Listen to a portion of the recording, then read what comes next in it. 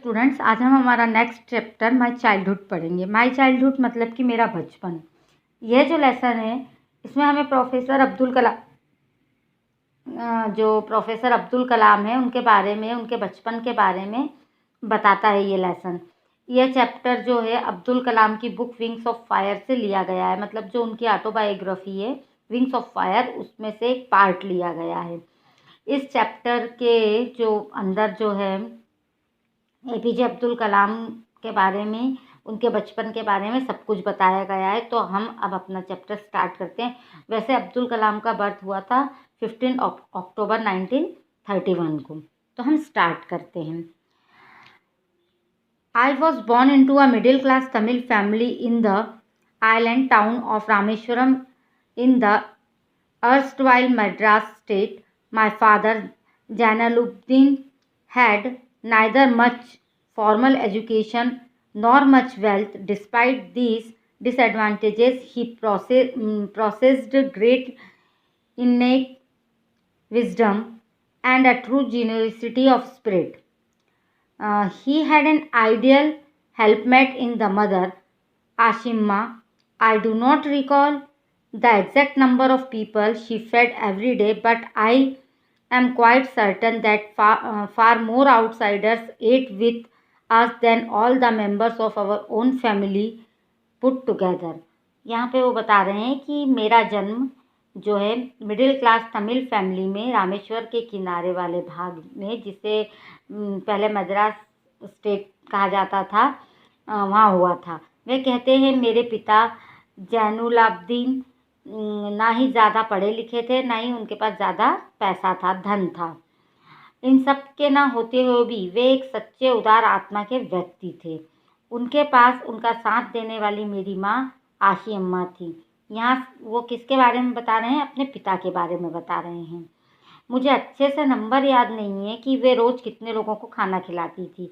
उनकी माँ जो है रोज़ कितने लोगों को खाना खिलाती थी, ये उनको उसके नंबर्स याद नहीं है कितने लोग थे, लेकिन बहुत सारे बाहर के लोगों को और उनकी मतलब लोगों को वो खाना खिलाती थी और उनकी फैमिली के साथ में वे लोग खाना खाते थे। मतलब जो आउटसाइडर्स थे वे उनकी फैमिली के साथ में ही खाना खाते थे। I was one of many children, a short boy with rather undistinguished looks, born to tall and handsome parents. We lived in our ancestral house, which was built in the middle of the 19th century. It was a fairly large pakka house made of limestone and brick on the Mosque Street in Rameshwaram. My austere father used to avoid all inessential comforts and luxuries. However, all necessities were provided for in terms of food, medicine, or clothes. In fact, I would say mine was a secure childhood, both materially and emotionally. यहाँ पर वो क्या बता रहे हैं? बहुत सारे बच्चों में मैं भी एक था, एक शॉर्ट बॉय जिसकी लंबाई ज़्यादा नहीं थी और साधारण दिखने वाला बच्चा था, अपने लंबे और सुंदर पेरेंट्स का। हम हमारे पूर्वजों के जो एंसेस्टर्स थे उनके मकान में रहते थे, जो 19th सेंचुरी के बीच में बना था, मतलब कि 19th सेंचुरी में बना था। वे बताते हैं वह एक पक्का घर था जो चूने और ईंटों से बना था। जैसे अभी सीमेंट वगैरह लगाते हैं, ऐसे पहले के जो मकान थे वो चूने से बनाए जाते थे। तो वो बताते हैं कि वो जो चूने और ईंटों से बना था, मस्जिद वाली स्ट्रीट में रामेश्वरम में। उनके साधारण जो सीधे साधे पिता ने हमेशा कंफर्ट्स और लग्जरीज को अनदेखा किया। वे बताते हैं कि जो भी हमारी नेसेसिटीज़ थी, ज़रूरत थी, जैसे खाना, दवा, कपड़े, वो सब चीज़ें वो क्या करते थे? पूरी करते थे। कौन पूरी करते थे? जो अब्दुल कलाम हैं उनके फादर। यहाँ पर वो उनके फादर के बारे में बता रहे हैं कि उन्होंने हमेशा लग्जरीज और कंफर्ट्स को क्या किया था? अनदेखा किया था, लेकिन उन लोगों की जो ज़रूरतें थी उनको वो हमेशा पूरा करते थे। यहाँ वे बताते हैं कि उनका बचपन काफ़ी सिक्योर था, मतलब कि सुरक्षित था, मटेरियल और इमोशनली दोनों तरह से। मतलब उनको किसी भी प्रकार की कोई परेशानी नहीं थी। भले ही उनके पास ज़्यादा धन पैसा नहीं था, लेकिन उसके बाद भी उनका जो बचपन था वो सिक्योर था। The Second World War was broke out in 1939 when I was 8 years old. For reasons I have never been able to understand. A sudden demand for tamarind seeds erupted in the market. I used to collect the seeds and sell them to a provision shop on Mosque Street. A day's collection would fetch me the princely sum of 1 anna. My brother-in-law Jalaluddin would tell me stories about the war, which I would later attempt to trace the headlines in Dinamani. Our area, being isolated, was completely unaffected by the war, but soon India was forced to join the Allied forces and something like a state of emergency was declared. The first casualty came in the form of the suspension of the train halt at Rameshwaram station. The newspapers now had to be bundled and thrown out from the moving train thrown out to the moving train on the Rameshwaram road between Rameshwaram and Dhanushkodi. The forced my cousin Samshuddin, who distributed newspaper in Rameshwaram, to look for a helping hand to catch the bundles, and as if naturally I filled the slot. Shamsuddin and Shamsuddin helped me earn my first wages. Half a century later, I can still feel the surge of pride in earning my own money for the first time. अब यहाँ पर वो क्या बता रहे हैं कि जो सेकेंड वर्ल्ड वॉर हुई थी 1939 में, जब वे कितने साल के थे, 8 साल के थे। वो बोलते हैं कि तब मैं 8 साल का था। वे इसका कारण नहीं जान पाए कि इमली के बीजों की मांग बाजार में ज़्यादा क्यों बढ़ गई थी। वे उन्हें इकट्ठा करते और मस्जिद वाली स्ट्रीट में एक प्रोविज़न शॉप, मतलब एक किराने की दुकान पर बेच देते थे। एक दिन की उनकी अच्छी कमाई हो जाती थी, मतलब कि 1 आना जितनी। जैसे हमारा 1 रुपया 2 रुपये होते हैं ना, ऐसे उस समय में आने चलते थे, तो वो 1 आना जितनी उनकी कमाई हो जाती थी। उनके जीजा उनको वर्ल्ड वॉर की स्टोरी सुनाते थे। तब वे दीनामणि, जो एक तरह का एक न्यूज़पेपर था, उसमें वे उस स्टोरी को देखते थे हेडलाइंस में। उनका एरिया आइसोलेटेड था, मतलब एकांतवास था, जहाँ पर वॉर का कोई भी प्रभाव नहीं था। लेकिन जल्द ही इंडिया को फोर्स किया जाता है कि वो एलाइड फोर्स, मतलब आर्मी से जुड़े। ऐसा जुड़ने के लिए उनको फोर्स किया जाता है और एमरजेंसी डिक्लेयर हो जाती है, मतलब आपातकाल, इमरजेंसी की सिचुएशन आ जाती है, आपातकाल की सिचुएशन आ जाती है। पहली कैजुअल्टी के रूप में यह आया कि जो ट्रेनें थी वो रामेश्वर स्टेशन पर नहीं रुक रही थी। न्यूज़पेपर के बंडल जो थे वो चलती ट्रेन से रामेश्वरम रोड पर, जो रामेश्वरम और धनुषकोडी थी, वहाँ पर फेंक दिए जाते थे। उनके जो कज़िन हैं शमसुद्दीन, वो न्यूज़पेपर बांटने का काम करते थे, तो उन्हें लेने के लिए वे जाते थे, इसलिए उन्हें मदद की ज़रूरत थी, तो उन्होंने मुझे ही चुना। ऐसा अब्दुल कलाम कह रहे हैं कि मदद के लिए उन्होंने उन्हें ही चुना। शमसुद्दीन ने उनकी पहली कमाई में मदद की।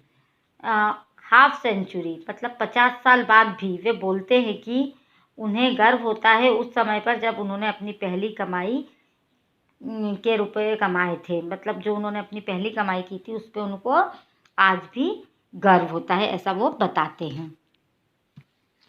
Every child is born with some inherited characteristics into a specific socio-economic and emotional environment and trained in certain ways by figures of authority. I inherited honesty and self-discipline from my father, from my mother. So did my 3 brothers and sisters. I had 3 close friends in my childhood: Ramananda Shastri, Arvindan and Shiv Prakashan.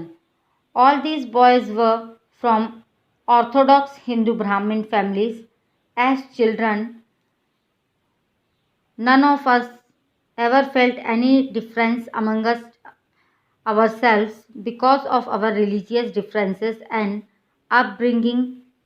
In fact, Ramananda Shastri was the son of Pakshi Lakshmana Shastri, the high priest of the Rameshwaram temple. Later, he took over the priesthood of the Rameshwaram temple from his father. Arvindan went into the business of arranging transport for visiting pilgrims, and Shiv Prakashan became a catering contractor for the Southern Railways. अब यहाँ पर वो अपने बचपन के दोस्त और उन सब के बारे में बता रहे हैं। उन्होंने बताया, प्रत्येक बच्चा कुछ विरासत में मिली विशेषताओं के साथ पैदा होता है, एक विशिष्ट सामाजिक, आर्थिक और भावनात्मक वातावरण में, और उसे कुछ तरीके से प्रशिक्षित किया जाता है। मुझे ईमानदारी और आत्म अनुशासन अपने माता पिता से विरासत में मिले थे। मुझे अच्छाई और गहरी दया पर विश्वास विरासत में मिला, और इसी तरह मेरे 3 भाई बहन हुए। बचपन में मेरे 3 करीबी दोस्त थे, रामानंद शास्त्री, अरविंदन और शिव प्रकाशन। ये सभी लड़के जो थे वो रूढ़िवादी, ऑर्थोडॉक्स मीन्स रूढ़िवादी, हिंदू ब्राह्मण परिवारों से थे। जैसा कि हम में कोई भी बच्चा कभी भी आपस में कोई अंतर भेदभाव महसूस नहीं करता था, हमारे धार्मिक मतभेदों और परिवेश के कारण। वास्तव में रामानंद शास्त्री जो है पाक्षी लक्ष्मण शास्त्री के पुत्र थे, जो रामेश्वरम मंदिर के महायाजक कि पुजारी थे। बाद में उन्होंने अपने पिता से रामेश्वरम मंदिर के पुजारी का पदभार संभाला। अरविंदन तीर्थयात्रियों के लिए परिवहन का व्यवस्था करते थे, ट्रांसपोर्ट की व्यवस्था के व्यवसाय में चले गए। शिव प्रकाशन जो है वो सदर्न रेलवे दक्षिणी रेलवे के लिए ठेकेदार बन गए। ऐसा वो अपने फ्रेंड्स के बारे में बता रहे हैं। During the annual Shri Sitaram Kalyanam ceremony, our family used to arrange boats with a special platform for carrying idols of the Lord from the temple to the marriage site situated in the middle of the pond called Ramatirtha, which was near our house. Events from the Ramayana and from the life of Prophet were the bedtime stories my mother and grandmother would tell the children in our family. अब यहाँ पर वो क्या बता रहे हैं कि श्री सीताराम कल्याणम के वार्षिक समारोह के दौरान हमारा परिवार मंदिर से विवाह स्थल तक भगवान की मूर्तियों को ले जाने के लिए एक विशेष प्लेटफॉर्म के साथ नावों की व्यवस्था करता था, जो रामतीर्थ नामक तालाब के बीच में स्थित थी, जो हमारे घर के पास थी। रामायण से लेकर प्रॉफिट के जीवन की घटनाएं मेरी माँ और मेरी दादी हमारे परिवार के बच्चों को बताती थी। ऐसा नहीं है कि वो सिर्फ वो मुस्लिम परिवार के थे तो उनको मुस्लिम परिवार की ही कहानियाँ मुस्लिम उसकी ही ग्रंथ की कहानियाँ सुनाई जाती थी। उनकी माँ और उनकी दादी उनको रामायण की भी कहानियाँ सुनाती थी। On day when I was in the 5th standard at the Rameshwaram Elementary School, a new teacher came to our class. I used to wear a cap which marked me as a Muslim, and I always sat in the front row next to Ramananda Shastri, who wore the sacred thread. The new teacher could not stomach a Hindu priest son sitting with a Muslim boy. In accordance with our social ranking, as the new teacher saw it, I was asked to go and sit on the back bench. I felt very sad, and so did Ramananda Shastri. He looked utterly downcast as I shifted to my seat in the last row. The image of him weeping when I shifted to the last row left a lasting impression on me. अब यहाँ वो क्या बता रहे हैं कि एक दिन जब वो 5th क्लास में 5वीं कक्षा में थे रामेश्वरम के एक प्राथमिक विद्यालय में, तो वो बताते हैं कि हमारी क्लास में एक नए टीचर आए एक नए शिक्षक आए। मैंने एक टोपी पहनी थी जो यह बताती थी कि मैं मुस्लिम हूँ, और मैं हमेशा आगे की रो में पंक्ति में रामानंद शास्त्री के पास बैठता था, जो एक पवित्र धागा पहनते थे। नए शिक्षक के पेट में यह बात हजम नहीं हुई कि एक पुजारी का बेटा मुस्लिम लड़के के साथ बैठे। जो शिक्षक थे, जो टीचर थे, उसने हमारी सामाजिक रैंकिंग, मतलब सामाजिक स्थिति को देखा। मुझे बैक बेंच पर, मतलब आखिरी सीट पर जाकर बैठने को कहा गया। मुझे बहुत दुख हुआ, और रामानंद ने किया ऐसा, वो मतलब ऐसा उनको बहुत दुख हो रहा था। वह पूरी तरह अपने आप को मतलब नीचा देख पा रहे थे, नीची कास्ट के जैसा, कि मुझे अंतिम पंक्ति पर मेरी सीट से, मतलब मुझे लास्ट बेंच पर भेज दिया गया, मेरी सीट से हटाकर।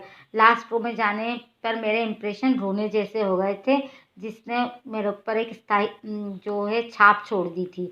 मतलब उनको बहुत दुख हो गया था, उनको ऐसा रोने जैसा उनका चेहरा हो गया था कि मुझे मेरी जगह से हटा दिया। 5th क्लास का बच्चा बहुत बड़ा नहीं होता है, उसको किसी भी बात का बहुत गहरा प्रभाव पड़ता है। After school, we went home and told our respective parents about the incident.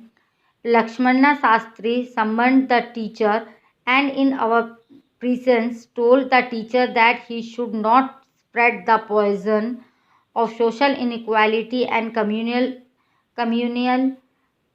tolerance in the minds of innocent children.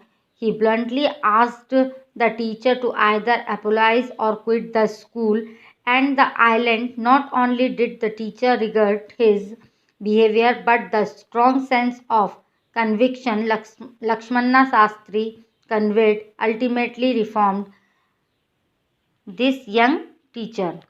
अब यहाँ पर वो क्या बता रहे हैं कि स्कूल के बाद हम अपने अपने घर गए और घटना के बारे में अपने पेरेंट्स को बताया। लक्ष्मण शास्त्री ने शिक्षक को बुलाया और हमारी प्रेजेंस में, हमारी उपस्थिति में उन्होंने शिक्षक को चिल्लाकर कहा कि बच्चों में सामाजिक असमानता और सांप्रदायिक मतलब इन सब चीज़ों का जो जहर है वो मत फैलाओ।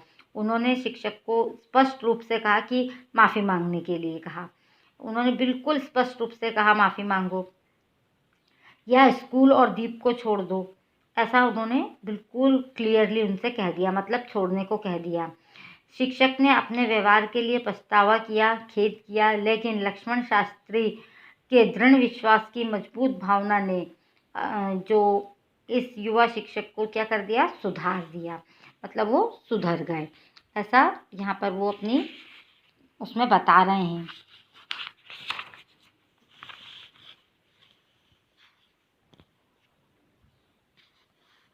On the whole, the small society of Rameshwaram was very rigid in terms of the segregation of different social groups. However, my science teacher, Shiv Subramanya Iyer, though an orthodox Brahmin with a very conservative wife, was something of a rebel.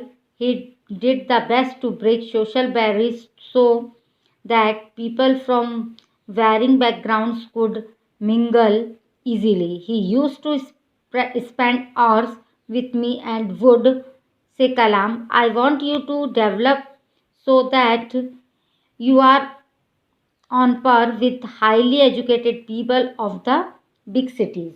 अब यहाँ पर वो क्या बता रहे हैं कि कुल मिलाकर रामेश्वरम एक छोटा समाज था जो बहुत कठोर था अलगाव की दृष्टि से, विभिन्न सामाजिक समूह से। मेरे विज्ञान के टीचर जो शिक्षक हैं शिव सुब्रमण्य अय्यर, यद्यपि एक रूढ़िवादी ब्राह्मण थे, उनकी रूढ़िवादी पत्नी के साथ वो मतलब रहते थे।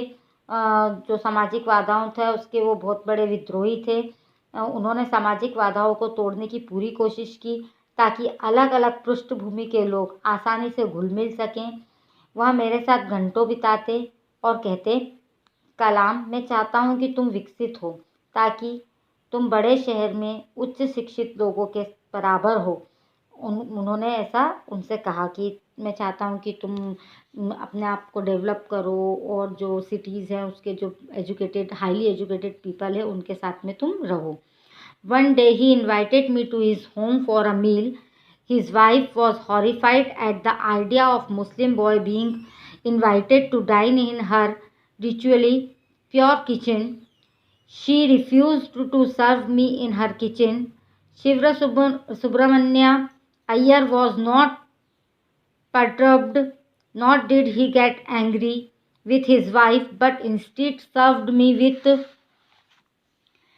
his own hands and sat down beside me to eat his meal. His wife watched us from behind the kitchen door. I wondered whether she had observed any difference in the way I ate rice, drank water, or cleaned the floor after the meal. When I was leaving his house, Shivra Subramanya Iyer invited me to join him for dinner again the next weekend. Observing my hesitation, he told me not to get upset, saying, once you decide to change the system, such problems have to be confronted. When I visited his house the next week, Shiva Subramanya Iyer's wife looked me inside her kitchen and served me food with her own hands. अब वो यहाँ के बताते हैं कि जो एक दिन उन्होंने मतलब किसने उनके जो साइंस के टीचर थे, एक दिन उन्होंने मुझे अपने घर खाने पर बुलाया। उनकी पत्नी बहुत हॉरिफाइड थी, बहुत डर गई थी कि मुस्लिम लड़के मतलब इस विचार से डर गई थी कि मुस्लिम लड़के को भोजन के लिए आमंत्रित किया गया, खाने के लिए बुलाया गया है। उनकी शुद्ध रसोई में मतलब उनकी पत्नी इस बात से भयभीत थी कि उनकी जो शुद्ध रसोई है उसमें एक मुसलमान लड़के को खाना खाने के लिए बुलाया गया है, ऐसा वो सोच रही थी। उनकी पत्नी ने मतलब खाना परोसने के लिए मना कर दिया।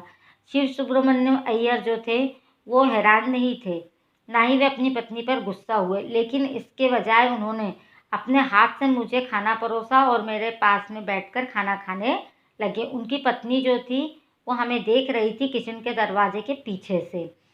मुझे और किसको? शिव सुब्रमण्य अय्यर को। कौन देख रही थी? उनकी पत्नी देख रही थी। उन्होंने हमारे तरीके में या कुछ अलग देखा क्या, ऐसा वो सोचने लगे अब्दुल कलाम कि जब वो देख रही हैं तो उनको ऐसा लगा कि उन्होंने क्या कुछ अलग देखा हमारे खाना खाने के तरीके में। मैंने चावल खाए, पानी पिया और खाने के बाद फ्लोर को, फर्श को साफ किया। कुछ अंतर था क्या? जब मैं उनके घर से जा रहा था तब जो शिव सुब्रमण्यम अय्यर थे उन्होंने फिर से अगले सप्ताह खाने पर इनवाइट कर लिया, मतलब वापस से उनको निमंत्रण दे दिया। मेरी झिझक को देखते हुए उन्होंने कहा, परेशान मत हो। उन्होंने कहा, एक बार जब आप सिस्टम को बदलने का निर्णय लेते हैं तो ऐसी समस्याओं का सामना करना पड़ता है। जब मैं अगले सप्ताह उनके घर गया, जो शिव सुब्रमण्यम जी थे उनकी पत्नी जो शिव सुब्रमण्यम जो अय्यर थे उनकी पत्नी मुझे अपने साथ अपने किचन में ले गई और उन्होंने अपने हाथों से मुझे खाना परोसा, ऐसा वो बता रहे हैं। Then the Second World War was over and Indians' freedom was imminent. Indians will build their own India, declared Gandhiji. The whole country was filled with an unprecedented optimism. I asked my father for permission to leave Rameshwaram and study at the district headquarters in Ramanathapuram. अब यहाँ पर वो क्या बता रहे हैं? तब दूसरा विश्व युद्ध जो है वो समाप्त हुआ था और भारत की स्वतंत्रता सिर पर मतलब आसन्न थी। भारतीय अपना खुद का भारत बनाएंगे, ऐसा गांधी जी ने घोषित किया था। पूरा देश एक अभूतपूर्व आशावाद से भर गया था। मैंने अपने पिता से रामेश्वरम छोड़ने की अनुमति मांगी और जो रामनाथपुरम था जिले का रामनाथपुरम में जिले के मुख्यालय में अध्ययन करने को कहा। मतलब उन्होंने बोला कि वो रामेश्वरम छोड़ के रामनाथपुरम में जाकर अपनी आगे की पढ़ाई करना चाहते हैं, इसलिए उन्होंने अपने पिता से रामेश्वरम छोड़ने की परमिशन मांगी। He told me as if thinking aloud, Abdul, I know you have to go away to grow. Does the seagull not fly across the sun alone and without a nest? Quoted Khalil Gibran to my hesitant mother. Your children are not your children. They are the sons and daughters of life's longing for itself. They come through you, but not from you. You may give them your love, but not your thoughts, for they have their own thoughts. अब यहाँ पर वो क्या बोल रहे हैं, उन्होंने मुझे ऐसा कहा कि मतलब सोच रहे हो, और ज़ोर से एकदम ज़ोर से बोला, अब्दुल मुझे पता है कि तुम्हें आगे बढ़ने के लिए दूर जाना होगा। क्या सीगुल सूर्य के पास नहीं उड़ती है? अकेले और बिना घोंसले के? उन्होंने मेरी दुविधा में पड़ी माँ को खलील गिब्रान का उदाहरण दिया, उसको मतलब उदाहरण देकर उनको समझाया। आपके बच्चे नहीं हैं, वे अपने लिए जीवन की लालसा के पुत्र और पुत्रियां हैं। वे आपके माध्यम से आते हैं, लेकिन आपसे नहीं। आप उन्हें अपना प्यार दे सकते हैं, लेकिन अपने विचारों को नहीं, क्योंकि उनके अपने विचार हैं। APJ Abdul Kalam, an extract from wings of fire. इसके राइटर है एपीजे अब्दुल कलाम और ये एक्सट्रैक्ट लिया गया है विंग्स ऑफ फायर से। सो स्टूडेंट्स, आई थिंक आपको समझ में आ गया होगा। Thank you.